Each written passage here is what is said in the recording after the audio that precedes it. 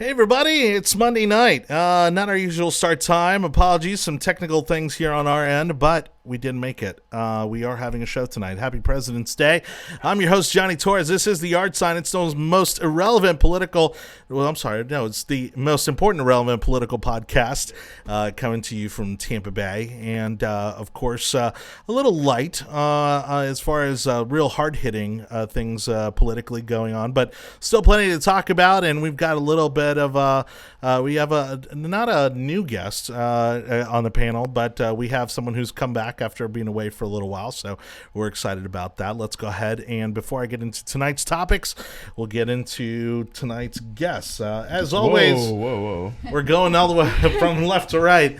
Over there, you just can't wait. Can't even wait till I turn the camera on. You know me. I don't understand how this is a new thing. I'm sorry. Hi, my name is Anibal Cabrera, and I anchor this seat, evidently. Yes. It's Jonathan. He can't do a proper introduction. Oh, my goodness. Well, I would, if you be nice to me, I'll do a nice introduction like I usually do for Jake. Well, if you were please. To Jake? Yes. I'm not the face, so I don't get that. But if you wear a decent hat, then we might have a decent conversation. A decent hat? Wow. Are you hating on the lightning? I would like a better hat. Are you hating on the lightning right now? Shots I never hate on the lightning. Wow. I would love a seat. Let it be known that Anibal Cabrera hates the Tampa Bay Lightning. I don't hate the Tampa Bay Lightning. I'm upset with the Rays, but I love the Lightning. And joining us there in the middle seat, looking very nice. Thank you so much for joining us this week. Is Mrs. Emmy Stone, right? Did I get that right? No, I'm married. Well, that's what I said, yeah. Mrs. Yeah. Yes.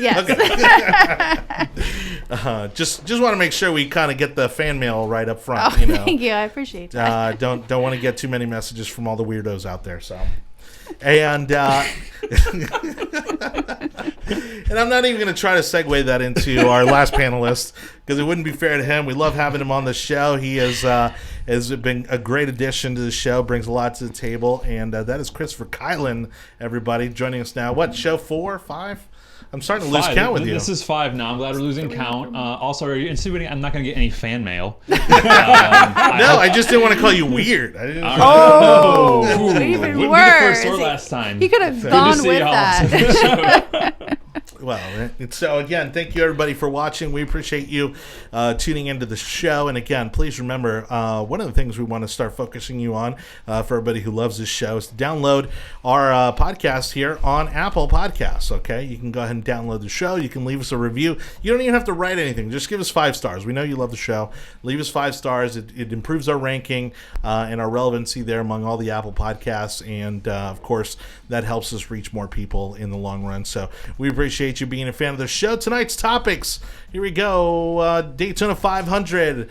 It's been all over the news. Certainly no shortage of coverage, good and bad, from coming out of the Daytona 500, which is actually running right now. Still. Thanks to Yesterday's news today. Exactly. Thanks to Florida's unpredictable weather. But luckily, the weather held out long enough for us to have something to talk about. Virginia gun ban, that may be the biggest national news coming out of over the past week. And was it today that they voted on it? Anyways, we'll get into that in just a little bit. The New Hampshire primary and the Democratic primary, again, continuing to be a hot mess. Bloomberg and Clinton, and we'll talk about their association and what might be brewing over in the Bloomberg camp. Life insurance. Yeah, attempted suicides. And is there trouble in the White House? Is there trouble in the Trump administration with Attorney General Bill Barr? We'll dissect that a little bit. All for transportation. Gotta love it. Looks like it's going to be a big fail up in the Supreme Court here in Florida. But they're already planning for a follow-up campaign, and we'll talk about what that exactly that might look like. And a big event happening in Tallahassee next weekend with the Florida Federation of Young Republicans. We'll give you the scoop on that, on who's going to be there and why you should attend, all on this show. So again, let's go back to the table. Daytona 500. I'm gonna work over here while you guys get started on the topic in terms of discussing why it was such a big deal this week and in this particular year. So apparently, because of a certain person's attendance, Democrats have decided to hate race cars more than usual. So once we get this clip rolling here, you'll see the fun that did unfold. I think it was really cool to have that kind of patriotic showing at the Daytona 500. It's been in the past, you have the jets, you have maybe some marching from some of the branches, but this was a whole new level. Yeah, we won't have it yet. Give me a minute. Okay. Yeah.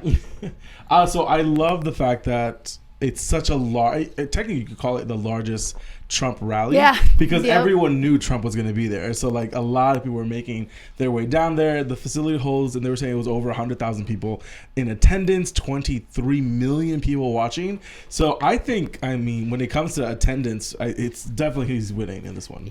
I think it was actually really smart for him to go to the Daytona 500 because, he's obsessed with Florida and the fact that he needs to win Florida. And there was just a huge turnout. And that was a genius move by him. And you know that the Democrats are going to find something to cry about and be upset about over race cars. And now that I'm pretty sure it's full of drunk, white, racist people that, Whoa, I bet you that's going to be next. Like, you're going to see stuff like that coming out of the woodworks. Well, everyone knows that the beast is not designed to be on a racetrack, and that's a waste of taxpayer money. And everyone is aware that, the Air Force One should not have been flown over that many people. It's dangerous, and there could have been that was an abuse of power. I feel that we should start an investigation to see where that goes. Who made the decision, and was the American people consulted in regards to having that kind of waste? It's full of nothing but a bunch of rednecks with their Confederate flags waving in the air as well. I saw a lot of American flags, saw a lot of Trump support, and it's the base. That's like bread and butter for the Republicans. Red meat, pun intended, for the base, and that's what he needs to do. We're right now at I believe it's 98 or 97% of all Republicans are supporting the president, and you watch these morning broadcasts, and they're talking about how it's like a cult, and everyone is supporting him because someone was like, the same way that like Kim Jong-il gets 100% of the vote. And they don't understand that, no, he is our guy. He's doing what we asked him to do.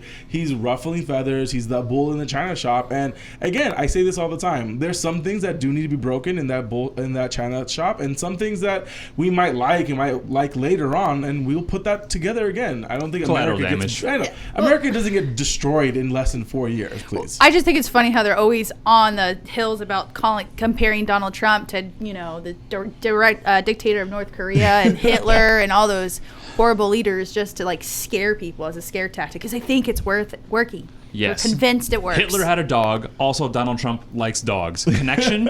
I think there is. I think there should be a trial and an investigation of the parallels between dog lovers and socialism. I could take my airplane, fly down A1A, and no one even people would still vote for me. I would have loved to see Air Force One land on Ocean Drive. That would have been phenomenal.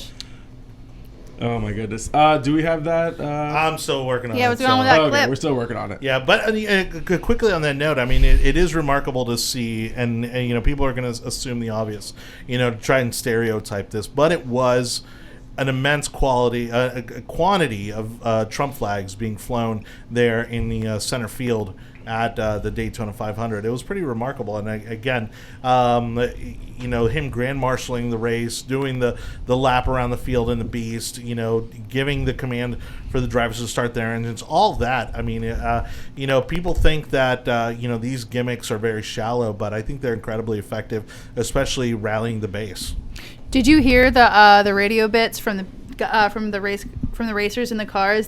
Someone said, "Is he actually going on the track with us?" That's awesome. Because they're all thinking how freaking cool that is. Because I don't think it's ever happened before. Any president has not done that. It's such a blue collar thing to do. It's just showing how. And again, he's a rich guy. He comes from rich families, from New York, but he's able to communicate with that portion of the population the same way he's able to communicate with other portions of the electorate. And that's the point. The point is to get these people out to vote, because odds are that population that watch NASCAR or that enjoy that are probably people that don't want to vote or don't care to vote, and that really gets them to buy in to the idea of this guy. It was at least there. They're not going to say that he's a NASCAR fan, but he at least showed up, and that's 9/10 of the law right there. Just show up, go to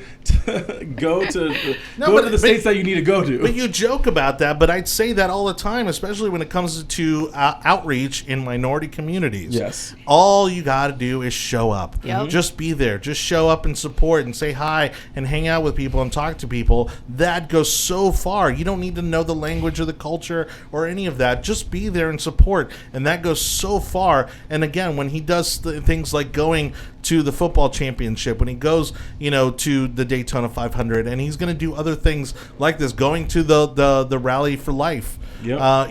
Those things, just those moments are going to have a huge impact, and that's part of the reason why he's above 50% in approval ratings, and I think there's going to be a landslide come November. Also, isn't the Daytona 500 on DeSantis's strip that he used to represent as a congressman as well? Oh, I don't know. I think it is. Isn't that Michael Watts now? I don't know the state lines for that. But he was a congress. I think it was that part of the state. I think that was his strip as well, which also DeSantis has a huge base and he endorsed him. It was great. It's a great decision and it looks great on all sides. I wouldn't call this pandering either. I think this is his people. This is his kind of thing. You could see he fit right in. This is not his kind of thing. Rich people love race cars. His thing is a golf course at Mar-a-Lago. That's his thing. And don't get me wrong, I don't doubt he would enjoy the same thing he did with football and everything else. Johnny's right. You show up, you get the points. Democrats are going to hate you because they're going to say you're pandering. Yep. Republicans are never going to get away with people saying, "Oh, you're pandering." It's going to be a thing. Democrats hate it when they see these kind of crowds because what do they have? Like the vegan convention in Seattle? No, there's 20 people there. The PETA. The PETA rally. I can't understand why they like him. All right, I do have the clip here. Give me 1 second to pull it up. Long enough. You stalled just long enough. What do you say? What would you think would be the next kind of thing that he's going to show up at that's going to have an impact on this campaign? So far, the March for Life was a big.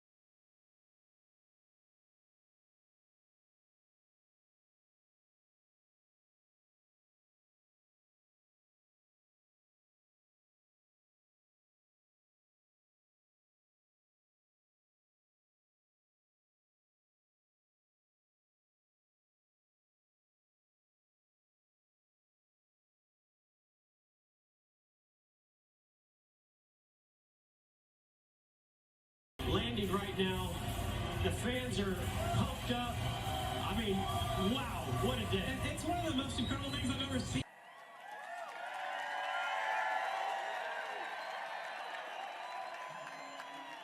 The Daytona 5. Gentlemen, start your engines.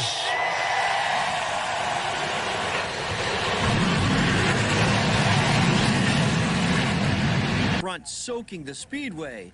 A difficult decision, became the only one to make.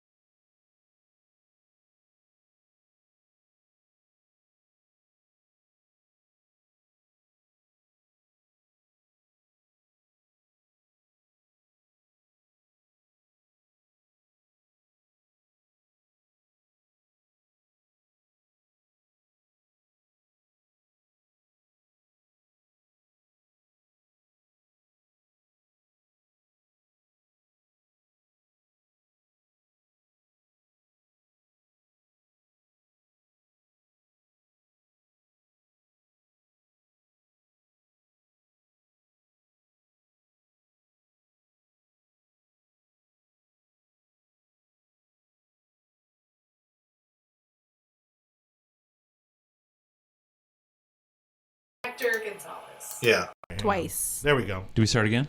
No, we're good. Starting all over again, guys. Yeah, sorry about that. I don't know where. I don't know where it cut off. So I mean, but as long as the video kept running, we're good. Yeah, we're fine. Okay, so we are talking about the Virginia gun law. Whoa. We want to say, we didn't say this with the audio, that we think Trump's going to be here yes. in November for the WWE SmackDown, because that'd be very, very smart for him to show up to that. In recorded history. Yeah, look, I mean, it would make sense. I-4 Corridor, it's an event in Florida. Corridor. It's got international visibility. Yep. Okay. WrestleMania is the Super Bowl of wrestling. Well, and it's based, a lot of it's here in the Tampa Bay area. The big training centers are in Orlando and Tampa and St. Pete. We have friends that and friends of the show, they're actually like competing throughout the week as one of their main jobs. So it's beloved here, and there are a lot of superstars and a lot of old wrestlers that live in the Tampa Bay area, retired in the area. Batista. Yeah, I didn't want to talk about Hogan. I mean, I know, but he's Batista still is here. awesome. You can see him around town all the time. So it's a lot of fun. Senna, John, isn't... I No, don't know who's who the it other is. one? I don't know his name. I don't do wrestling. I'm not going to pretend that I I just know anything about wrestling. Pander. You're not going to pander to My that group. Caucasianness is not that much when it comes to that. All right, so again, back to the Virginia gun ban. Do you think that this governor, Governor Blackface, and the Virginia legislature make another go for it? It wasn't Do him. they- He was the guy next to it. The KKK. Yeah, that's right. Which one's worse? I don't know. Do they make another go at this gun ban, or do they basically just resign themselves to the fact that it's not going to happen? They learned their lesson this time. think so? The people have spoken. The nation has spoken. They know that potentially bad things could have come out of this. I mean, it really could have resulted in civil unrest at the very least. I don't think the liberals are going to agree with that. They're going to say Russians hacked the state Senate, convention on it and made them vote that way, because there is no way that the great people of Virginia could disagree with a liberal. But the great people of Virginia did vote these people into office, and that's the consequences of having elections one way or another. The Democrats in Virginia took over all three houses, the two houses and the governor's house, and now this is what we're getting. We're getting these far left proposals, and Exactly. they were so scared, and people are getting really upset about that because they're causing so many problems. And I know you want to talk about what the rally in Charlottesville, or no? No, not Charlottesville. You live in the rallies Gun in- Valley in Virginia, right? In the capital of In Virginia. the capital. Yeah. So what's the capital of Virginia? I don't know. Arlington? I don't know. Oh my God! Oh, geez. Oh. Either way, Usually Jake has like that somewhere in his No, head. look. Well, talking about the rally, the truth is that you had thousands of people show up to the Virginia Capitol, all very well equipped. Yes. And unfortunately, somebody made people were making remarks about the fact that some of them were wearing masks. But this day and age, when you've got doxing going on, and that people are going to call your employer, they're going to call your doctors, they're going to call people in your lives to disrupt your life simply because you're out there at a protest. You can't blame them. I mean, and Antifa does the same thing. They're constantly wearing their black masks and all their black gear. the difference is they're violent and they're actively perpetrating crimes. The people here were all peaceful. Everyone at this rally held their composure. Everyone. They did the complete opposite of what Democrats think Republicans with guns do. Well, did you guys notice how Antifa was not here at this particular one when people were armed and did have guns with know them? better. They Are didn't there- show up Are and there Antifa protest. members in the South? I don't know. I think they bust them in. Portland. Yeah, they didn't bring them. They Portland. didn't bring them in from DC or anything like that to protest this. So that was actually pretty amazing. So do you think the populace of Virginia learned from this? Do you think that they're going to look at their voters or their candidates a little bit closer in the future? I think Virginia goes red. Honestly, I think Virginia goes red, or they start leaning red. I disagree with that. I think what you have in Virginia is you have more of your old school Democrats, your old school liberals that are pro-gun rights and are not pro. Don't look at me like that. But there are some liberals from like 15, 20, they still like their guns. I don't think it's going to go this socialism Democrat that we see now. That brand. I think they're more of that old school. But what I'm saying is, School left brand. This is a window into what would happen if a Bernie Sanders, if a Bloomberg becomes president, that these are going to be national issues. And like Virginia has seen this firsthand. What happens when you go too far to the left? When you could have easily piecemealed red flag, you could have easily piecemealed background checks, things that we could possibly agree with, but they go full. They just kick the door in because Democrats don't know any better when it comes to this stuff, and that shows where the Democrats are going to be when it comes to if they get into the presidency and if they take back the Senate. And I think that pushes a lot of people to double think of who they're going to vote for in November. And I do see a red wave of some kind happening in Virginia. Oh, I hope so. So to get into the technical aspect of the bills that were shot down today, there was a semi-auto ban, failed. There was a magazine capacity restriction ban, failed. There was a red flag law, failed. What else? The selling of private sales of firearms, failed. Okay, so to me, this is a big deal. Okay, so the semi-auto ban, I carry a 7-round semi-automatic handgun. That, under the current law, that's a micro pistol. It fits in your pocket. This is the most common used pistol for self-defense in America. That would have been abolished. I would have been a felon if I lived in Virginia if I would have owned this pistol still. And this is a relatively anodyne weapon. I mean, this is something that, is your last resort. When it comes to the magazine ban, one of these state senators in Virginia was talking about what happens if you own a magazine that has more than 12 rounds after this law goes into effect. It would be a 1-year felony for each 12-round magazine you own. Now, for each of my handguns, I have about 10 to 15 magazines. You're telling me I would go to jail for life because I didn't turn in my magazine that holds more than 12 rounds? Every single gun I own, except for 2, which is a certain quantity. I'm not going to share with that in the air. Let's not information out loud. Only 2 of my guns, my really small concealed carry guns, hold less than 12 rounds. Every single standard capacity gun, that shows the stupidity of the law itself. That it was written by people that don't understand when it comes to what kind of guns are out there, the capacity of guns. They're assuming your limitation of the capacity of guns is going to stop an individual from. Again, all of these laws are punishing are punishing gun owners that are doing what the law is requiring them to do. You're not going to punish the criminals. You're not going to stop people from shooting up places with these laws. It is virtual signaling, and that's my biggest problem. If you were trying to stop something when it came to the background checks and you're trying to stop criminals from getting these guns, that I can get on board with. But when you just virtual signaling to your base on these laws that will do nothing but harm law-abiding citizens is where the line needs to be stopped with these individuals and these Democrats. Well, let's bring this closer to home with our own state bill that's going through our House of Representatives and State Senate with the state bill. What is it? 7028. Yep, spearheaded by our own Republican State Senator President Bill Galvano. That is my area, represents my area where I live. Gave me a challenge coin. I really like him because of that.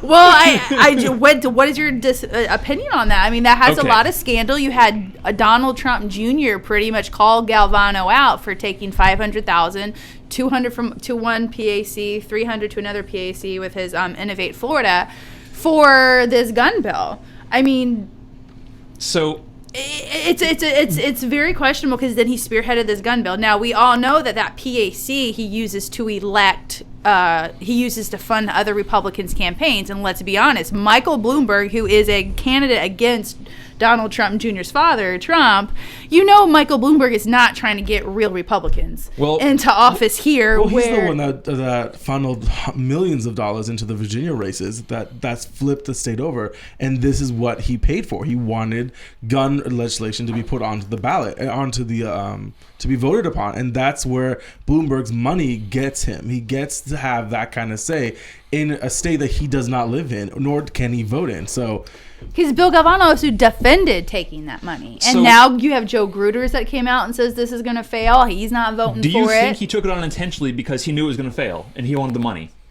But isn't that even worse? It looks optically terrible. But do you think it's a smart play politically to get the money? If the money was going somewhere, I mean, the money's going to go somewhere. No, that is like the devil's money. That money's got... The money's going to go somewhere. So Well, might as yeah, well be given to someone, or at least on our side, that's going to be able to help. Don't get me wrong. I don't have a that dog could hold in or this flip fight. a seat. Yeah, that could hold or flip a seat. And again, I think he gets to dictate where the money's going. I agree. It looks super shady. It loots horrible. But what kind of money or what kind of Republican are is he using to fund into that spot? Like you guys have, I tapped on before that Michael Bloomberg is not trying to get real Republicans into these spots. Like that's not what he's donating it for. So he can easily donate, have a phone call with a couple stipulations on this and where it's going to go. It's not going to go to a real Republican into a real office. Well, he wants those Republicans and those political people to send that money. If they get that money, he's expecting laws to be at least admitted into the House or into the Senate, and that's what he got. Again, I don't like the idea. I think we should not allow Republicans in the state of Florida should not allow Bloomberg to be manipulating their races or their vote when it comes to donations. But again, it's difficult to say no to money. I'm not gonna sit here and be virtual signaling and saying that we shouldn't take the money. I'm just saying, as an individual, no, we shouldn't be. Like, you shouldn't be. I'm not virtue. We should not have taken that money. Our Republican senator president should not have accepted money, or at this point he should have given it back, because he took money from someone who's trying all the time. Trying to bring down our current president. You know what? It teaches a lesson as constituents to watch who you vote for. No, watch what comes into the PACs. Watch what comes into the PACs. Yeah. So that's exactly what to get it into is. the substance of the bill. So as a gun owner and a strong 2A advocate, there was some good things and some bad things. The first portion of the law, I read the entire law, all 9 pages. You're welcome, viewers. Was a bit of a snoozer. The first portion of the law was somewhat of a red flag law, but not really. It required medical practitioners, EMTs, psychologists, paramedics to report if someone had threatened themselves or another with lethal force. I'm okay with that, because I think in certain instances, when you have, law enforcement agencies that are suppressing these kind of call-outs, you're having them basically go into diversion programs, like some of the Parkland guy. I won't call him by name because he's a piece of trash and he doesn't deserve that. But when you have something like that and you have these programs, the paramedic is legally obliged to report that to NICS or someone who has contact with the NICS background check system. So, but here's what I would ask you though: how effective, if we give law enforcement questions or something to go by to determine if someone is a threat or not, if they have guns and if their guns should be taken? Let's take Heidi, that was thrown over the bridge in 2015. Okay. Her father met with law enforcement hours before. They have 3 standard questions. You know where you're at. Are you going to hurt yourself? Like, if they determine that there's nothing that they can do, then there's nothing that they can do, and then they could still go out and toss children off of bridges. So it's just like that. That's the problem. Okay. It's like, even if we make law enforcement do more, how thorough is it? It's only in the case that someone verifiably in front of multiple people says they're going to hurt themselves or hurt others. That's the only condition that would be met to make this a required reportable incident. But but it's just like, how often? I mean, it would have stopped the dirtbag from Parkland. I think a lot more research is going to be needed on this conversation in regards to the red flag laws, because it's something that scares a lot of people because it's easily manipulated. You would assume it could be easily manipulated and then used as some form of like retaliation on other people by people calling in saying, "Oh, my neighbor is blah blah blah," and like you automatically get that someone kicking down the door because there was a red flag alert. I would say, with the problem with Nicholas or the Parkland shooter, dirtbag, I apologize, is local and state and federal law enforcements were not doing what they should have been doing anyway. They had their hands on the legislators. Well, he was reported to the FBI. He was reported to local law enforcement. There was several strings of him being reported to the schools, to several layers of some kind of enforcement that could have done something with the laws on the books right now, and they didn't follow them. So how is adding more going to make that any better? But that's also one county doing that, and it was a very anti-government sheriff that was running that county, and that was pushing his ideology on his policemen and officers. So I think I agree with both of you. So I'm just curious, how would the state bill? I like the idea of red flag laws, but I also believe it can be manipulated and shouldn't. I don't even think they would pass muster when it comes to unconstitutional. I think you get a big push back from certain groups saying that I think it's unconstitutional to be able to take someone that hasn't been deemed as a threat to themselves, because that itself takes a while for you to get that medical diagnosis. So if you could narrow this down to only if a paramedic, EMT, or mental health specialist visibly themselves, first person, saw this person threaten themselves or another person, would you agree with it? If it was only that and it was only first person verifiable. If someone, if a paramedic walk on a scene, they see someone acting crazy, like they're going to like hurt themselves, then they do a mandatory 72 Baker Act. Yeah. So I don't understand how this state law is going to do anything. They're going to put it into a mandatory 72 Baker Act, and then they're going to make more determinations at that point. It's just like I just don't like giving government workers the right to officiate, like, how, if I'm okay. I don't want them to determine my mental state is a threat to myself and others. I don't think we need any more law. I don't think we need has to, though. Of like extra layers. Like the state bill that's being proposed, if, let's say hypothetically, if it was active, how would that have prevented the Parkland shooting? How would it have been applied to the Parkland shooting, and what difference would it have made? One of the 10 times that they were at that guy's house. That was with their current laws. That's what she's saying. Is there really a necessity to bring new laws into the system when we just don't? When we have laws that we're already not working. They're not working themselves out through the system itself. They're not enforcing them right now. How about we just enforce what we have right now and see how that works? Yeah. Personally, before we add more, Johnny.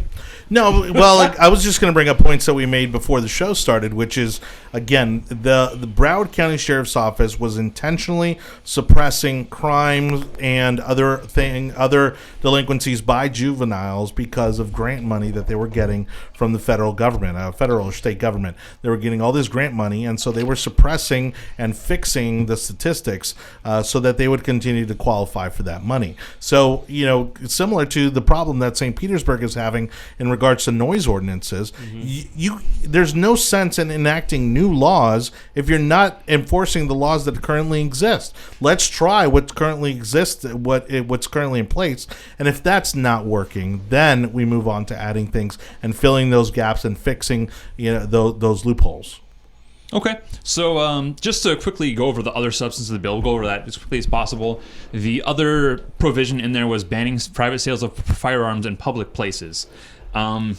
This is kind of stupid. If we're actually looking at this bill as a means by which to prevent mass shootings, approximately 0 mass shootings have occurred because of a private sale in a public place. It's statistically irrelevant. It doesn't. This is dumb. This basically prevents me from selling you a gun, even though I know you're not a felon. Mm-hmm. Even if I see you have a concealed weapons permit, the provisions included basically you have to have, if I don't know you and I want to sell you a gun, I have to make you fill out a form that you say I meet the requirements, and you sign it and get it notarized, and adds $25 cost to the process. So what does that prevent? Nothing. You lie in the form. And you have a gun now. Well, you know how on the internet you have to click yes, I'm under 17 or over 17. They're gonna act like a 16-year-old can't figure that out. What websites are you going to that you need to click a button? There's plenty of them that pop up. I've not been to a website where what websites are popping up on your computer? But you know how you have to say that you're above age or below age? Like with Apple, you have to be above 18. Oh, I'm not an Apple person, so I have no idea. Well, gambling. But the private sale loophole, is a scare tactic that the left uses every single time that gun legislation comes up, because it's easy to scare people with the idea that I can sell my next door neighbor a gun and nobody would be the wiser. And again, the simple fact that it's a gun and that you can commit a violent act with it, again, scares people. Whether or not the two individuals in that process go through the proper channels to make sure that they are legally abiding individuals allowed to own a weapon. Democrats shoot themselves in the foot every single time they try to pass. You missed the part where they douse themselves in gasoline, light themselves on fire, and shoot themselves in the foot. They do this every single time. If they would just be not crazy and not overwhelming and not try to throw everything into it, I think we could easily find middle ground when it comes to red flag, when it comes to strengthening the laws or requiring departments to actually do their jobs when it comes to that, and not fudge the numbers just so that they get a grant. And that's where it comes to having that kind of conversation with Democrats and other political leaders and community leaders when it comes to what is working, what is not working. Do we need to pass something, which means that we should remove something? And we shouldn't always be wanting to add more bureaucracy, more departments, spend more money. I can agree with that. Like for every regulation you put in, take out 2 that aren't working. adding in that state bill was put that one in and take out these other two with how we do local background checks and enforcement, I would be good with that. Trump is doing that now. Layering, Trump is doing that now. I don't like the layers that we're for adding. every one regulation has been coming out. They're now taking out 7, and like that's the purpose of it. Reducing government. There's no need for so many additional departments of things that we're already doing, or even again, there's no need for the government to continue to grow if you're doing your jobs accordingly. I understand people retire, you hire more people. With the expanding of the government of the population, you need more people, but that enormously of just building departments just because we can is ridiculous. Especially when they don't work. I mean, so if you, I spent a lot of time studying the mass shooters and to see if there's a fault in our system. I, as a responsible gun owner, want to make sure that we can't be given a black eye because of what's going on. 90% of the shooters from all these mass incidents, Colorado, Texas, the guy from the Air Force that had, he couldn't be put on the NICS list because it was an Air Force crime, not a civilian crime. Yeah. Parkland, Virginia, they all pass background checks because the background check system is broken. You have psychologists that aren't reporting things. The guy in Colorado was crazy. He had a psychologist reporting him, and he bought a gun the weekend because the psychologist let the adjudication where he should have been barred from owning a gun sit in his desk over the weekend. So he bought a gun and killed people. And that's why... The other thing too with adding like the department layers of stuff is that you're looking for a departmental breakdown of workers, because people don't realize how complicated government regulation is. Like, think about it. If a doctor would have to call this person, who would then have to write a warrant, that would have to file it at the clerk's office to have it signed by a judge, who is brought by some assistant, and then it has to be submitted or sent out to this. Like, when you add more and more and more and more things and involving more and more different departments, it makes it so much more complicated, and you're asking for a problem, you're asking for a lawsuit, you're asking for it to fail. If you want to fix mass shootings, fix the NICS background check system and how it's failed us so far. Take notes as to what has already happened. So last provision from SB 7028, this is the most egregious, and this pisses me off about Galvano letting this through into legislation, is it requires all firearms not carried on your person in your house. If you have a minor in the house, if you don't have a gun locked up, you're a felon. So that's think a huge about this. one. You want to defend your home. You're not going to go into a gun safe when someone breaks into your house. You have a B&E, or you have a robbery taking place. You're not going to unlock your gun. You're going to a place in your house where there's a gun sitting in a drawer, and you kill that person. I will push back a little bit because I know a lot of responsible gun owners that own guns that have children in their houses, and because they have children in their houses, they've elected to have a gun safe. Now that's a choice. That's a choice. I'm saying it is a choice that they're making, that to be responsible gun owners being able to put it into a place that it requires another level of security. I'm not saying, but doesn't that disarm you in your own home though? But what I'm saying is, if you're going to be sleeping with your gun and your rifle on your side on your sleep, absolutely.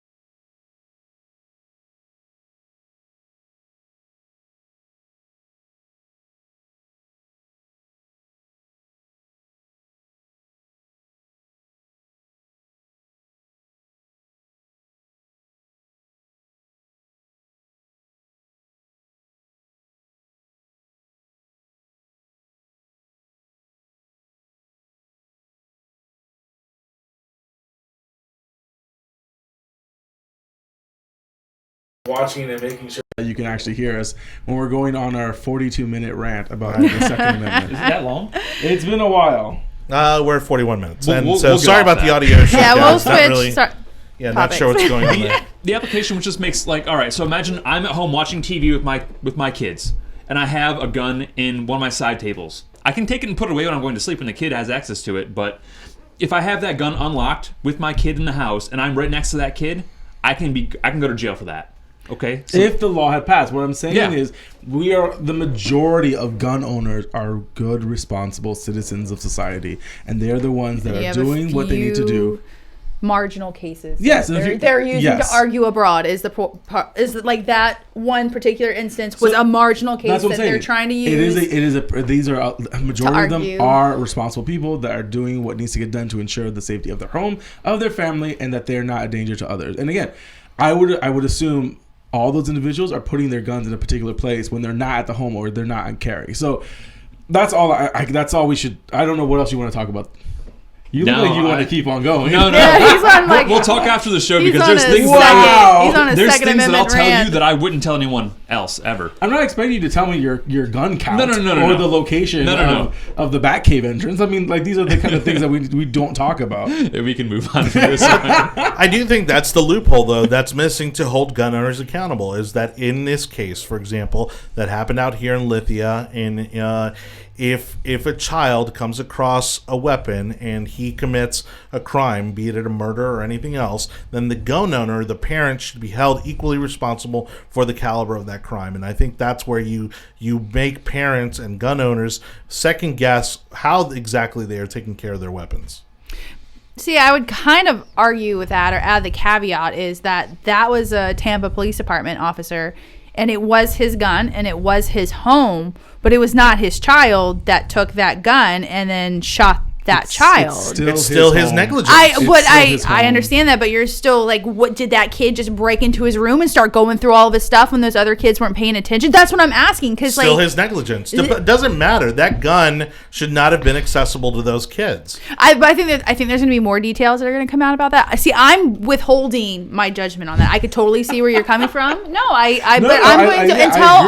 everything is out. And we read the entire situation that goes along with that, I'm going to withhold that opinion. Yes, it's easy to jump on the bandwagon and be like, he should be held accountable, but I want to see everything that led up to that. I think what Johnny is saying, that anyone, because if his room was locked, if his room to his bedroom was locked, so the kid kicked open the door. Like I'm just saying, is that considered him being? But those are the conversations that we're able to put into. That's what comes into the legislation. That's for the legislation to decide to what extent, to what measures did they have to prevent that weapon from being accessed. I'm just saying. Do I think a bedroom being locked is sufficient? But it depends on who. If you're going to say it was behind something locked, my door was locked and the kid broke in. So then, if it's sitting on the kitchen counter, then you're. If it was sitting in, I locked the door to my bedroom. It is underneath my bed to the right, in this thing like I don't think that's sufficient. To me, that's he did do due diligence. If that bedroom was locked, no, to me a bedroom.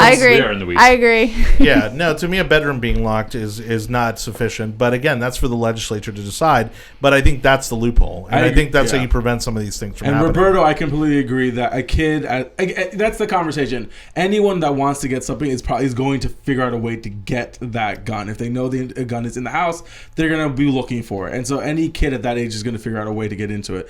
Again, I learned how to unlock certain doors in my house at a young age. I mean, all of us have done that when we were kids. Taking a knife and jiggle it.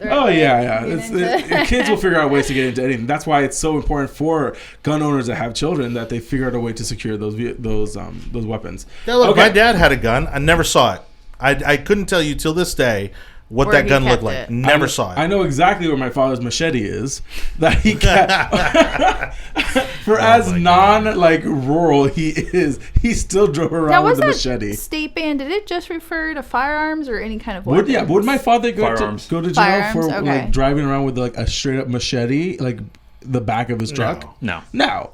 And that would cause a lot of damage also. Well, that's what London's getting to. Oh, yeah. So they're getting there. They're starting to ban knives, literally banning knives.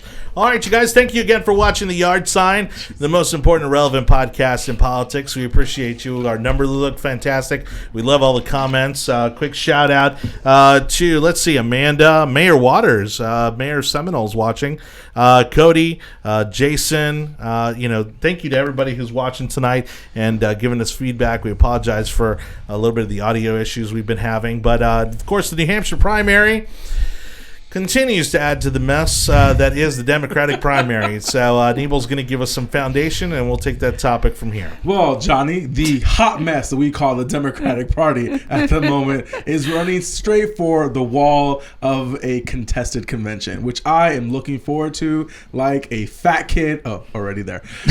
Needing a Snickers. I love what's happening right now, and I feel like no one else reported what they thought was going to happen with the New Hampshire primary.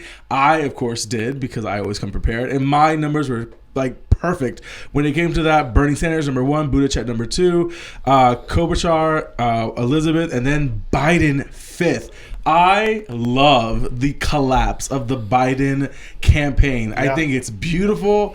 I can't wait to shed a tear when he actually does the official "I'm out" of the race, because then we can't see Grandpa anymore. You guys, I don't know if you remember, but my very first time, he probably could do more than me, honestly. At my very first podcast here back in July, I said Biden will not have the nomination. Oh yeah, I said it. I called it back then because right now you can't think of that impeachment thing was horrible for Biden, because now you can't think about that impeachment without thinking about Biden's son.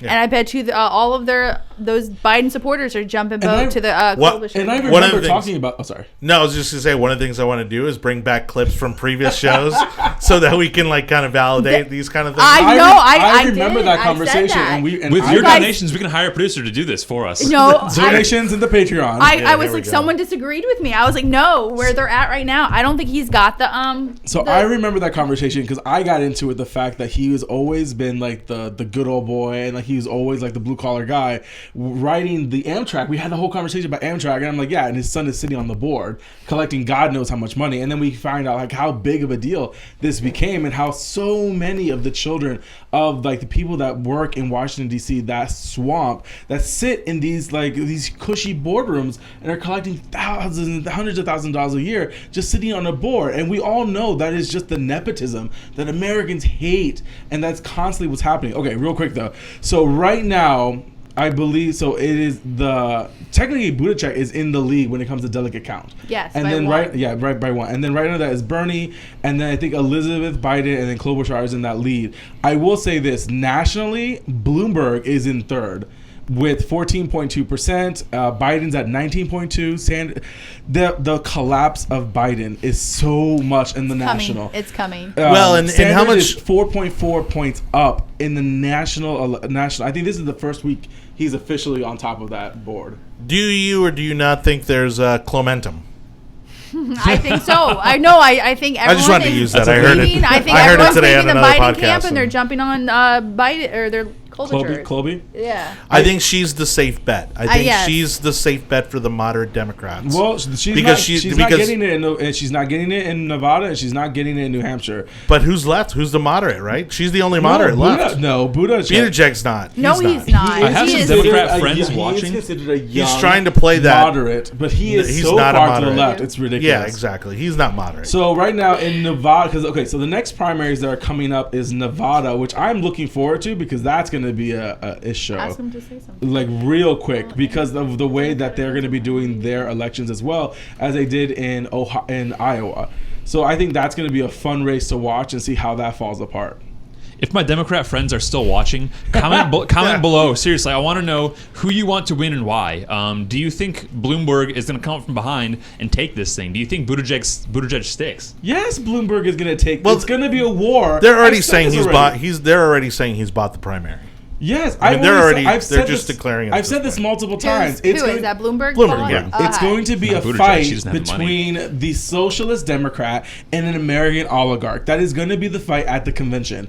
Again, we're just wasting time for the next 4 months of this, because they have to get to almost 1,900 delegates, and we're only at 23, 21. It's going to be so great. So again, February 22nd is Nevada's caucus, and then February 29th is South Carolina, and then Super Tuesday, March 3rd, and that's going to be a cluster, because there are 16 states that are going to be going after that one. States and territories.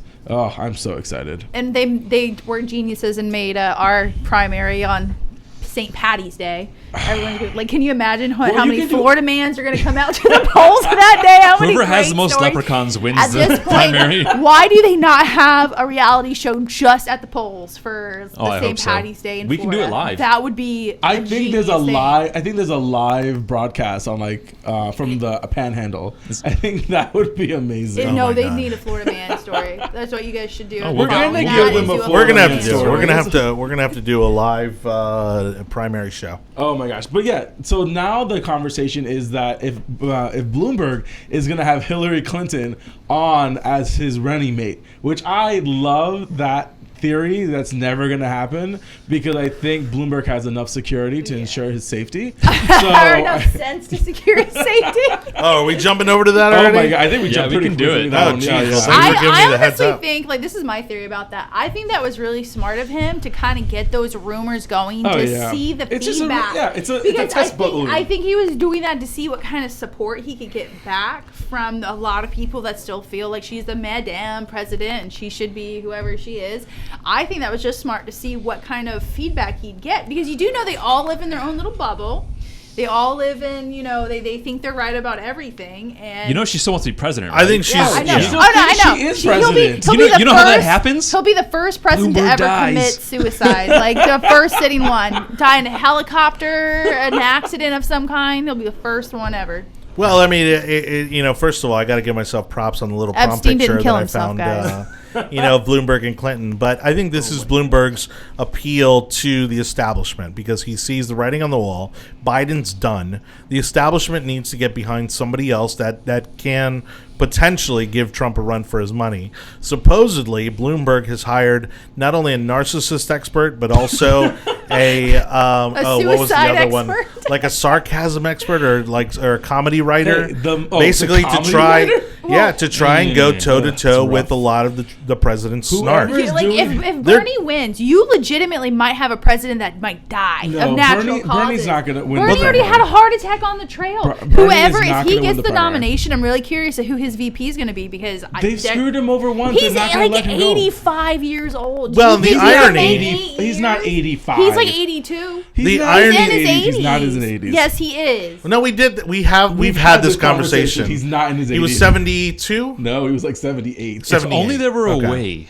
So he will We be had this 86. conversation. He'll be 86 if he serves out He's- 8 years. Right. So, but again, it goes back to show you He's that gonna die. the fact that they were trying to build that narrative. No, they were trying to build that narrative around John McCain. They were trying to scare everyone because of Sarah Palin. That what if John McCain dies while in Can office? you imagine if Clinton came And- out as Bernie's running mate? That'd be No, she's gonna be on Bloomberg now. She's not going to be someone's It'd be a running mate. legitimate She's dead either end. the top of the ticket or she's not going to. She's not going to go on. No one that's run for president.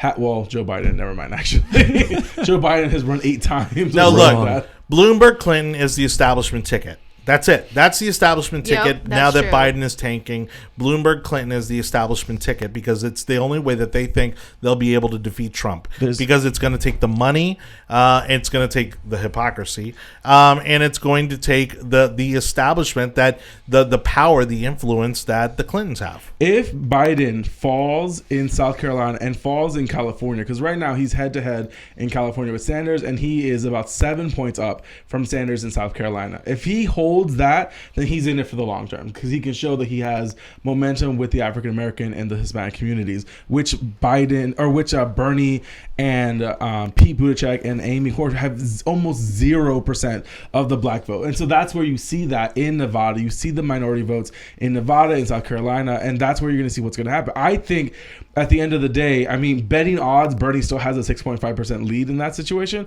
but I wouldn't be surprised if Biden gets knocked out in Nevada and knocked out in South Carolina. He's gone. Elizabeth Warren, I don't even know why she's still in the race. Why are you in? You are taking air from the campaign, and you really just need to get out and just move on. Go back to some part of New England and write another cookbook because now you're you're English. It's the arrogance. So, it's the arrogance. No, It's she the should've- it's she her should've written on her narcissism. Quaker heritage She and how should. in her Puritan heritage. You cookbook. wrote about like making recipes for the Indians, and now you should make one for It's the her Quakers. narcissism, it's her arrogance, and the fact that she's a habitual liar, Yes. and she's fooled everybody into thinking also that she's a progressive when, again, just about 20 years ago she was a Republican. She likes school choice. It's yeah. I mean, the woman is a fraud from end to end, and she's basically has shown that she will say and do anything to get elected. Whereas, look. Credit where it's due, as many people have said, on this podcast and others, Bernie has always been singing the same message. All these videos that are going around about him praising Russia, him praising Fidel Castro. Mm-hmm. That's been him all along, Nothing and he's has still changed. doing that. He's not changed. Nothing has all changed. after all these decades. Now, what is, I think, going to hurt Bloomberg, especially when the hand gets real heavy, is all these videos that are coming out about Bloomberg bashing minorities, bashing women. Part of the reason he made this Clinton announcement was because now there are women coming forward who have worked for Bloomberg in various parts of his organization, talking about what a horrible environment that he created for women to work in. I would like to say these are all alleged allegations, and that allegedly the campaign released this information. They can sue me. I got This is nothing. all Yeah, we're gonna. allegedly. I got your back. Don't worry. You don't have to say Sue alleged. me. Come For after everything. me. Please, the best thing that could happen in my career would be for Bloomberg to come after me. And this podcast, by the way. Oh yeah, it would be phenomenal. We Oh had my 15 God. We more get viewers. sponsors if that would happen. In a heartbeat, we get sponsors. Yeah. All right, ready for the next one? Or? Yeah, let's go I think on. we're done with this. At the end of the day, I think it's going to be a long road, and we're going to have plenty of ammo since we continue to take shots at the Democrat primary electorate as they continue to shoot themselves in the foot. Oh, by the way, Bernie Sanders because he's been in the Senate forever. I think he's proposed like 400 bills. He's actually got 9 of them passed. Only 3 of them have become law. For all the years that you've been working in government and you've only passed 3 laws, that's ridiculous. He does nothing for the people of not a good track whatever record. New England state that he lives in. I wish the news channels would keep kind of like how the sports channels do with quarterback ratings. Oh my gosh, yes. I wish that they would would be do phenomenal. an effectiveness rating, No, based on they how would much never do that. legislation. No, because That's a gets great passed. idea. That's the truth. It's a great though. idea. They'll never do it. That shows Nope. the ineptitude of these politicians and showing look, your guy does nothing for you. Well, he fights for my rights. Yeah, but he doesn't. Yeah, I could do the same thing. I could stand in front of a podium and talk a bunch of crap and still nothing actions. happens. Yeah. Yeah, It's it's actions action. when it comes We're to political. practicing. I hate to. I'm not trying to bash a Republican, but getting look into at politics. John McCain. I mean, he was a senator for how long, and he was just a lot of this. First And of all, John McCain is a saint. So let's we had a- calm down. Is he becoming the saint? I don't Oh, know. you're gonna get some fan mail. We had a good comment by Hector Gonzalez about Bloomberg. A video was uncovered from 2016 where he said anyone can farm or anyone can be a machinist. As a machinist, and that's not my profession, it's part of what I learned to do in school. He said that anyone can put a piece of metal in a lathe, press the button, and make the metal go in the right direction, in the direction of the arrow. It was a huge insult. People I know in the machinist community were super pissed about it. They were really offended. It takes hundreds of hours to get started in machining. It takes thousands, 10,000 hours to become a master at machining. To see him say things like that about farmers and so machinists, lightly. They don't know. So They don't lightly, know. yeah. And that it shows pisses- the disconnect. Well, those are blue collar heartland jobs that people are working in. These are jobs that people put their blood, sweat, and tears in, and you're just washing that away with one simple backhanded comment, thinking that you're smart because you're sitting in a $5,000 room in Washington D.C. That's the ignorance and that's what pisses off Americans. The dumb part is half of farmers and half machinists, maybe not exactly, they're Democrats. See, that's where the voters, that disenfranchised voters, come around. The left and the right did that for years, and then Trump came along and be like, "This is a bunch of bullshit." I don't know if I can say that. Whoa, shots man! Say that. Amy's bringing the heat tonight. I like it. Yeah. And that and that's really what attracted people to him is that kind of talk because yes, it is Again, he's a rich New Yorker that was able to communicate well with like Midwesterners and like the Rust Belt and what's happening in other parts of the country. So he's doing what he needs to do. I mean, he's barely gotten into this race, and he's already managed to piss off about half of the base of the Democratic Party. You know, the only thing saving his ass right now, and you know, just to piggyback on Amy, there is his bank account. Yeah. You know, and he's probably going to buy this nomination. Let him because I think the establishment, at the end of the day, the establishment would rather have Bloomberg than Bernie Sanders. But the establishment is not going to win this election. The establishment of the Democrat Party does not have enough votes to overwhelm Republicans and independents. Look at who they have up there going against Trump. Trump is going to mop the floor with them. Oh, I can't wait. During those debates. It's going to be the funniest thing. He's going to they'll follow do one them debate. around. They'll do one debate. If it's Bloomberg, it's one debate. He's going to follow him around and go, wrong. Wrong. All right. Wrong. After everything they say, it's going to be a mess. We're going to get out of the weeds in this one. But that was good. Good input. That was a fun one. Well, for someone wearing headphones, it wasn't. Oh, sorry. Thanks, Amy. No. I'm sorry. I'm messing with you. I'm just ribbing you. No, he's not. So, thank you again, everybody, for watching. It's the Yard Sign. Again, please remember to subscribe to us or give us a review. Give us 5 stars, please, if you don't mind, on the Apple Podcast platform. We're trying to build up our audience on the audio version of the show. We're going to go ahead and bring up our table of contents here for today. And Attorney General Bill Barr, kind of rocking the boat at the White House. You know, he's getting a lot of heat from both sides, not only from the Trump administration, but also from you know, the media, people out in the public about his role in intervention when it comes to the trial against Roger Stone. Do you think he gets away with this, or is this going to turn into the kind of de facto next controversy for the Trump administration? I think this is impeachment 3.7. And the reason why I say 3.7 is because they weren't even done with the news cycle before they already started talking about, well, there needs to be an investigation and what came first, the tweet or the decision. And that's the stupidity of it all. I will say this, that I am very surprised of how much time was given for the crimes that were allegedly Roger Stone committed. And they're saying it was witness tampering, obstruction of office proceedings, and then 5 counts of making false statements. And to think about the amount of things that, like, the Democrat, like, FBI agents and things like that they Andrew were McCabe. the lies that he was giving on, like, in TV, like they were doing live court reviews, and like he's lying to everyone. He knows he's lying, but he gets away scot-free. And so it was just the stupidity of it all. We all knew that Trump was going to tweet about it. I think I agree, even though I find it quite enjoyable and amusement over the Trump tweets. I think this is one of the situations where you are making it more difficult for the Attorney General to do his job. He's making it worse for him, but is he wrong? Are they going to not go after him if he doesn't do this? Is he wrong? No, he's not. Trump isn't wrong for what he said. I think 7 to 9 years is ridiculous of amount of time. Put 6 months in the guy in jail, and I think Trump would have been like, oh, that's still ridiculous. But now you have a situation to where Trump made it more difficult for the Attorney General to do his job and give a leniency report on it. I think I think Roger Stone, they accused him of threatening to kidnap someone's dog. Yeah. Like, seriously? Like, oh my gosh. And that was on a tweet or like a video or something. He wasn't even in person with the person. So it's like, because you did that, you were threatening a witness. And think about being charged with making a false statement. How many times have you said something that someone could say is false just by twisting your words? Well, I'm on camera, so I'm not gonna answer that question at this moment.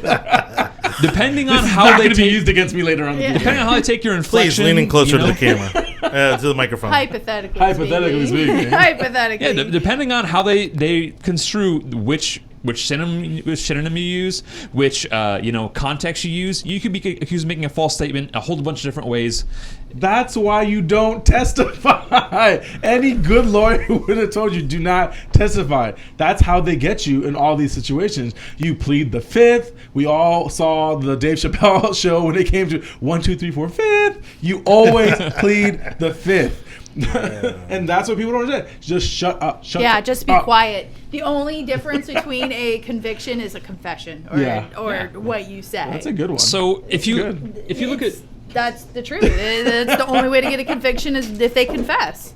I got nothing to say. If you look at Barr's actual tweet or what his Barr statement, doesn't tweet. his statement on the tweet, he was talking about the president addressing certain people in the DOJ and making them look bad. But in this case, some of them actually did look pretty bad on their own, and he just addressed They it. quit after they're like, oh, we quit because you're tampering. No, One of the witnesses was a senatorial candidate for the Democrats and actively the whole trial might get kicked out. He spoke publicly about hating Donald Trump in the past, and this guy was admitted to be in the jury. That is a miscarriage of how the prosecution handled the case. The whole trial might get thrown out completely if they do it when they finish the review of Roger Stone, which just elevates Roger Stone. I mean, he was Johnny. When was he here in Tampa? And we videotaped the whole thing, and we were in the room, and he's just about a year ago. Yeah, about 2 or 3 years ago, and he's just talking about these crazy stories of what they did when they were young Republicans. And I was like, oh, we didn't do anything like that whatsoever. And they were this guy was OGs. Well, he was literally the youngest guy that was named in the Watergate scandal. He was like the youngest person that was named as having had some sort of role in the Watergate scandal. So this guy has literally been in the history books politically for again the last over 40, almost 50 years. Yeah. So do I like the idea? I love the idea of Trump tweeting. I don't think he's gonna stop. I think there might be a pause now that, and then the real question is, do you think Barr told the White House that he was going to make that statement about Trump's tweeting ahead of time? I think it is. I would hope so. I don't think you take that punch without letting the White House know. Let's be honest. Everyone that has probably worked with Trump has said, "You're tweeting. You got to stop." Yeah. You know that they have. You know how people are like, well, his tweeting. I'm not really a big fan of his tweet, but he does not care. He does not care. He uses that like a bat. He really does. He fires it off. He doesn't really care what anyone has to say. Again, we all knew this when Trump got into the White House. He never lied to us saying like, "Oh, I'm going to be the best president we've ever had in regards to demeanor." Yeah, he probably said that. They're going to call me the great communicator, the best communicator. He was calling himself the best communicator. Again, the president has never lied. Technically, has never lied to me. I knew exactly what he was going to do. He wanted more judges, bigger wall, and fiscal responsibility. Well, that one we're having problems with, but we'll figure that out. Do you think that if Barr wanted to complain about how he talked about his employees, he should have handled the employees better? No, I think Barr did the only thing he could do, which was release a statement saying that I already made the decision before Trump had made that tweet. Now, the Democrats are going to be asking, is there any way that you can prove that you had made the decision beforehand? And they're not going to be able to. He's going to say that I made it like the day before, or I made it that day before the tweet came out. So it's just going to be another round of hearings from the Democrats looking for another needle in Iowa. Like, that's what's going to happen. Yeah. Cool. And with that, Johnny. On to the next. As you might have noticed, wasn't my topic to add to the list. No, but that was a good one. No, and again, is this going to be the next political football for the Democrats? And I think they're starting to. Once you start hearing those murmurs in the media, again, all of that comes from people within the machine. All right, regardless of what side of the machine they're on. When these pundits, right, and these spokespeople and these, all the people you see on these 24-hour news channels start saying things like that, it's all because it's coming from within, one side of the machine or other. So, Bill Barr, might not be with us much longer. He will be with it. Then he's not going to get fired. The president. I don't know. I'll make the prediction he doesn't make it to the end of the year. Well, that might be true. I don't think he'll get fired for this. I think Trump. If he told Trump ahead of time that he was going to do this, he's not getting fired. Even if he did it, I think Trump respects throwing an elbow. I think Trump likes that idea. If the heat gets to be too much on the campaign and on Barr, he'll let him go. Okay. All right. Let's bring up our table of contents here. A list of topics. All for transportation, again, up against the Florida Supreme Court. Again, not looking good for those guys. We've talked about this over the past couple shows, but again, it's these little developments are happening and little trickles are coming out of Tallahassee. Of course, for those of us who are supremely ticked off at the 1.5% raise in sales tax last year. We're certainly happy to see that this might actually be the end of that, even though they've already collected quite a bit of money from that 1%, the other 0.5% being for the schools. Anibal, you were saying that there's rumors of maybe them giving it another shot, maybe coming back for a 0.5 cent. So, County Commissioner Chair Mr. Miller, who is a fan of us all when it comes to talking about other minority groups and their lowering of cost of construction, has proposed putting a 0.5 cent tax onto the 2020 ballot in case the Florida Supreme Court strikes down the penny sales tax. I think this is stupid, and all due respect, council member, I think it's a ridiculous concept to have. I believe council member Oberman has already said that she feels that there is no love for another ballot initiative in regards to this. In 2018, it made sense. There was a huge blue wave to push for this. It was all the petitions were signed. It was millions and millions of dollars in advertising.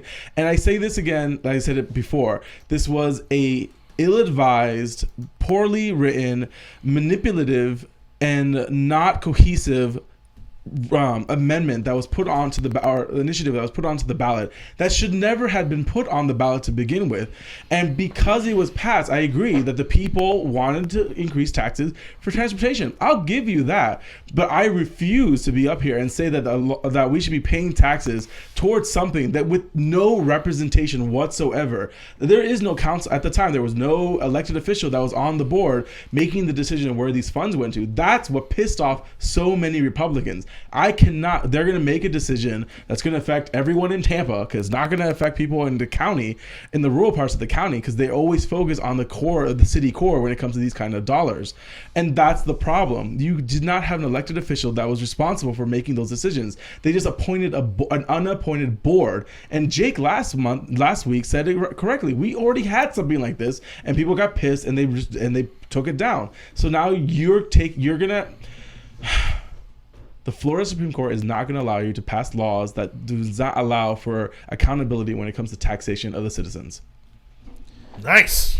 I like it. That's hard to add to, but so last week we discussed the A4T, and you said that we should, because Tampa is so big, we have some people from out of town that use our roads, use our transit, use our infrastructure, that we need to have some kind of tax in place. But do you think that a sales tax is the best way to go about it? So we already have airline taxes. Mm-hmm. If you look at your airplane ticket, it's already there. Hotel taxes. There are a host of taxes that affect only tourists and harvest money from them. Do you think which is probably going to get repealed from the Supreme Court also as well? You think so? It's moving down the pike that the hotel taxes might be removed as well.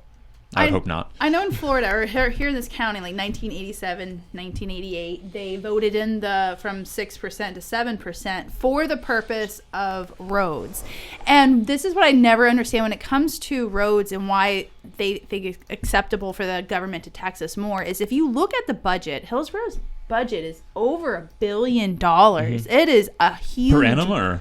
No, it's like over $1 billion budget. I know Manatee County's a little over $1 billion as well, but half of it's in reserve, so they have like a $680 million budget, but you have to have so much in reserves. What I don't understand is, like, if you guys look at the overall budget for roads, it's like a small fraction of the budget, a very small fraction of it. You're talking like 10% of the overall budget is for roads construction. You're telling me that in like a $1.5 billion budget, you guys can't look around and see where you're spending all this extra money from instead of raising taxes some more? I agree 100%. Well, if we keep on having heart directors and getting fired for misappropriation of funds, we would actually be able to find someone to run this the way it should go. I think we all agree that the roads in this county and the form of transportation in this country need to expand and need to be better and modernized. The problem that I have is that the money that we're giving you now is not being allocated correctly, and we're not seeing the fruits of those labors. We're seeing buses not being run correctly. We're seeing that the wait times are horrible. If your bus that we're paying for doesn't move all the way into the bus lane,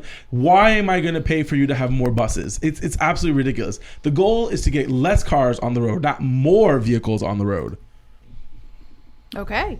I think this is something, and the Democrats hit us on this all the time, where you don't think transportation is a big deal. No, transportation is a huge deal, but you're not using the funds adequately that we're giving you. Exactly. I know that this was not a Hillsborough County thing, but the expressway that they just put in a couple years ago, look where, like, in my opinion, that did absolutely nothing for that malfunction junction of I-4 and 275. Instead of taking it past that intersection, which causes all the backup, they just dumped all the extra traffic into it. Why didn't they just take it a little bit further to 275 and a little bit past down to Dale Mabry? That would have probably fixed a lot of the traffic in the urban core and what you're talking about. But they make poor decisions as well. It is. They did. Well, you're talking about the flyover from the port, from the Selman to the port. That's to get rid. From the Selman to 275. Yeah, that's for trucks to get out of the way. That was because the port. A lot of people don't realize. I know, but where they dump, they had the opportunity with the Selman Expressway, instead of dumping the traffic right there, before I-4 and 275. Right. They dump it right there where the backup is. The majority of the backup is right there. Well, that's because, again, the trucks have to go either north on 275 or they have to go I-4 out to Orlando or 275 south. But they were taken. No, the thing is that because the way the port's designed, and not to get too into the weeds, but the way the port's designed, all those trucks and all that traffic was cutting through Ybor City, causing the backup there anyways. And so this was a way to get them out of the city streets and get them as quickly as possible onto the various highways. Well, and so, it's still poorly designed. I'm not saying it wasn't, but that's why they did it in that particular location.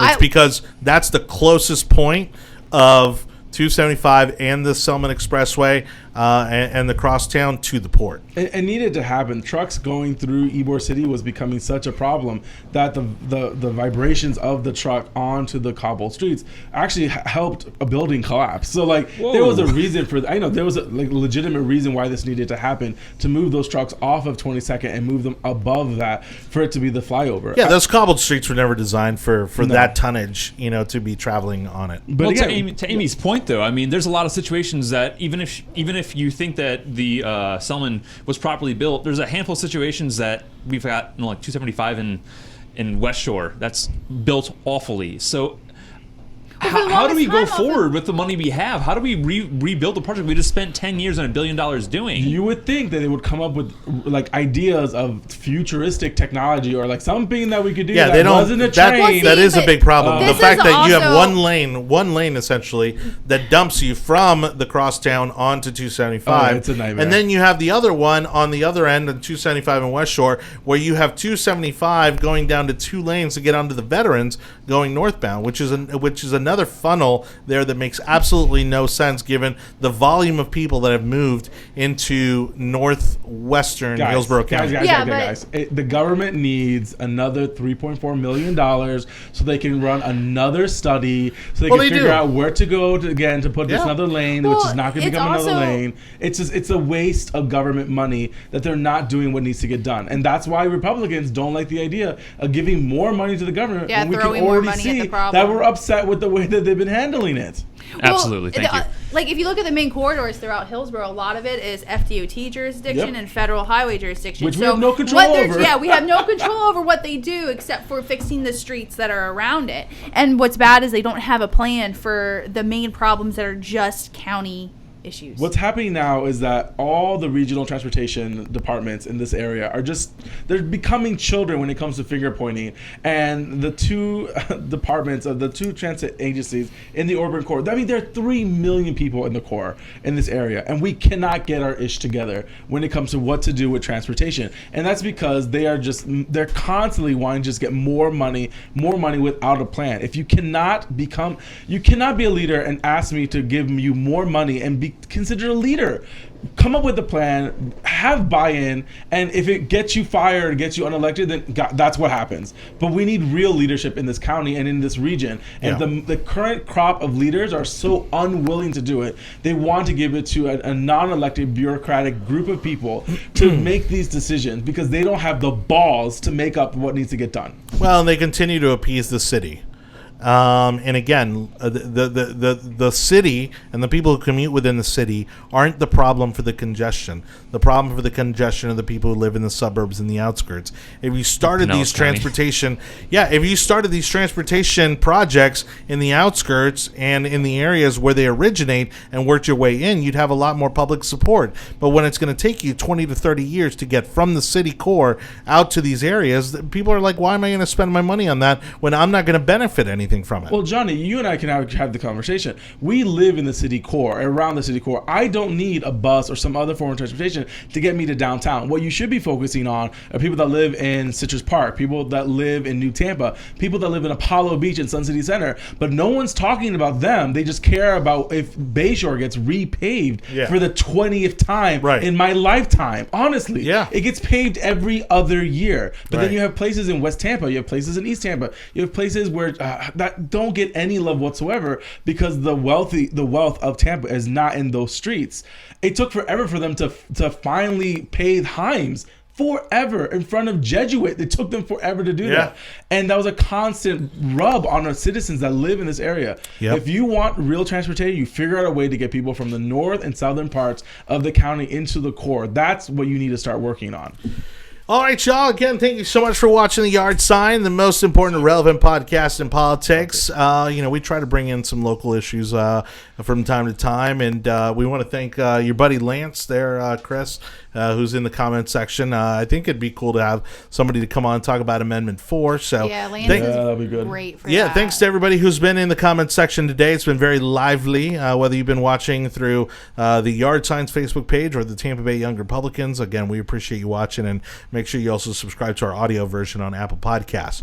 We're going to wrap up tonight's show with a quick announcement. Big event happening in Tallahassee as the Young Republicans head to the state capitol for their quarterly meeting. And it's going to be a great agenda lined up, and it's also going to be a great opportunity for you to interact with with your elected officials that you may have heard of, right? If you keep up with state politics, but you may have never had the chance to meet. Well, this is your chance to meet them. Anibal, tell us a little bit about what's coming up with the Young Republicans in Tallahassee. Well, we are super excited to be having our winter, I think it's winter quarterly. I don't know. It's like I'm wearing shorts right now. It is winter quarterly. So, it is. I'm wearing shorts. But it is our winter quarterly. Florida. I know. So everyone at this table hopefully is going. I don't know if Chris is going to go yet. He's bougie, so he might fly. But we're pretty excited for this year, for this winter quarterly. Right now we have Representative Anthony Sabatini. I couldn't see the name. There's so much problems here. We have the YNF chairman coming down. We have the RPOF chair, Chris Ziegler coming, and then Senator Ben Albertin. I can't be told to do this. I don't know these people. He can't read names. No, it's English. I'm sorry, it's a second Vice language. Chair Christian Ziegler. So I think these guys are going to be great speakers, but then also it's going to be a great time to be together with other fellow YRs so we're able to talk about what we want to do to make sure we keep Florida red. So if you're a leader within the community and want to come up to Tallahassee this coming weekend to discuss the plans of how we're able to keep Florida red, come up. Organize, help us organize, and help us keep this place beautiful. Absolutely. Also, I want to throw out, I'm from Manatee County, and I am here for the Manatee County Young Republicans, and we are having a March membership drive, so come out and check us out. We meet on the second Tuesday of the month, and we do need people to join us, so come on out and join if you can. Even if you're a supporting member and not in the age, you're welcome to come. Yeah, I know a lot of young Republicans that are over the age of 40, so. They're young at heart. I have no idea who you're talking about. What? No. How's that a dig? I just turned 40. Come on now. Oh, I thought you turned 29 for the. That's right. Yeah. They're just annual after You're a while. not over 40 yet. I'll correct that in post production. Do you know the details for this month's meeting with Tampa Bay Young Republicans here locally? Yes. So the meeting is next week at the Barrymore Hotel in downtown Tampa, starting at, I think cocktails are at 6, starting at 7. We will be talking about something that's very not passionate in my life whatsoever, but transportation when it comes to what's happening here in Tampa. We are hopefully going to get one of the county commissioners that are on board when it came to the lawsuit, and one of the other people, Bob Emerson, hopefully hopefully will be able to come on board and have a lively discussion of that. We are really excited about it because it's something that's like right in our backyard. Taxes, it's a sexy topic, but needs to be had. I love Bob, actually. I'd love to get Bob on the show. Bob Emerson is a thug. I love him. That man runs Apollo Beach, and he is legit. He knows what he's talking about. Yeah. Well, thank you again for watching. Again, for more information on the Young Republicans, you've got tbwire.com, ffwire.com. Manatee County, you got your website? What's well, you can just check us out on Facebook. Yeah, It's just Manatee search County for it. Young Manatee Republican. County Young Do Republicans. they have internet in Manatee County? Yeah, they do. It's DSL in some places. Some places dial up. So. Oh, man. Chris, do you have anything to say? I just wanted to say, so as far as the FF Wire meeting goes, we're going to be discussing how we're going to get the candidates in office. Yes. So this lends us to the topic of membership in your YR community. If you want to make Florida red, if you want to keep Florida red, if you want these policies to keep benefiting your small business, keep benefiting your freedoms, join your YRs. Yes. Get active, knock on doors, talk to us. We can put you in touch with people that will get you your footsteps, your phone calls, your text messages in the right place to keep Florida red. So please come see us. Yeah, I mean, I had an instance where I had to give a candidate to Jake Hoffman. That is a candidate reaching out to people. Yeah, and Chris, you've been doing a great job recently when it comes to your outreach, when it comes to your volunteering, and I give kudos to you for doing what you're doing right now. I know you're a busy man running a business, and you still have find time to be able to give back to the party and the community. Yeah, really, if you want things to get done, you have to do it yourself. So come see us. We'll make it happen together. I always say, be that change you want to see. Precisely.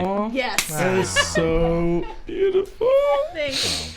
And again, I don't want to go into my whole drawn-out thing about the Young Republicans, but it's been a life-changing opportunity for me, and I highly encourage it for anybody else who has even the slightest interest in politics. That's how I meet these crazy people. So, anyways, I want to introduce a new element. Actually, this clip that Chris brought in got me so inspired. I want to introduce, you know how the Daily Show does their little moment of Zen? Well, this is going to be the Yard Signs MAGA moment. Here we go. Good night, everybody. Landing right now. The fans are pumped up. Wow, what a day. It's one of the most incredible things I've ever seen.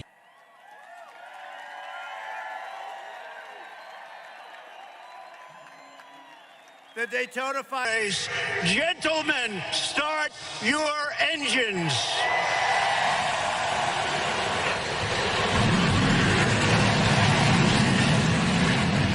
Front soaking the speedway. A difficult decision became the only one to make.